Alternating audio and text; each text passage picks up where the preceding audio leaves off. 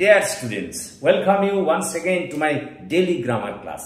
দেখো আজ একটা খুব গুরুত্বপূর্ণ বিষয় নিয়ে হাজির হয়েছি তোমাদের কাছে। সেটা হলো DESERT ডেজার্ট এবং DESSERT ডেজার্ট, এদের মধ্যে পার্থক্য নেই।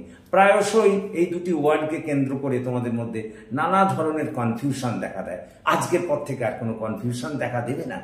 দেখো, যখন আমরা বলি DESERT ডেজার্ট, সেই ডেজার্ট নাউন হিসেবে যখন ব্যবহৃত হবে তখন তার অর্থ হলো মরুভূমি বা শুষ্ক অঞ্চল। কথাটা বোঝার চেষ্টা করো। যেমন এখানে আমি লিখেছি there is nothing but sand in the desert, DESERT এখানে নাউন হিসেবে ব্যবহৃত হয়েছে। তারপরে দেখো আমি লিখেছি DESERT ডেজার্ট, এটা এখানে ভার্ব হিসেবে এটা ব্যবহৃত হয়, তখন তার মানে হয় শূন্য করে দেওয়া বা খালি করে দেওয়া।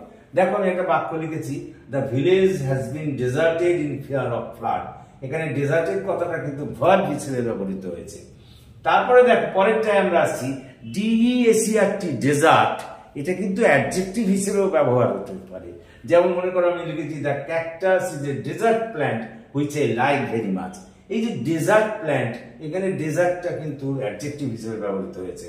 তারপরে দেখো পরেরটা আমি লিখছি DESSERT, এই ডেজার্ট এর উচ্চারণ যদি আমরা ডেজার্ট অ্যাকচুয়ালিটা হয় ডেজার্ট মানে হিসাবে উচ্চারিত হয়, কিন্তু বানান দেখো স্পেলিং DESSERT, এটা নাউন হিসেবে ব্যবহৃত হয়। এটা হচ্ছে ওই খাবার পর কোনো মিষ্টি জাতীয় দ্রব্য, মানে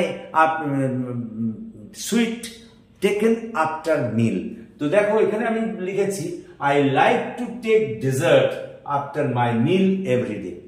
তো আশা করি তোমরা বুঝতে পেরেছো এই DESERT এবং DESSERT এই দুটি শব্দের মধ্যে পার্থক্য। So thank you for watching and listening. So please comment, share and subscribe to my channel.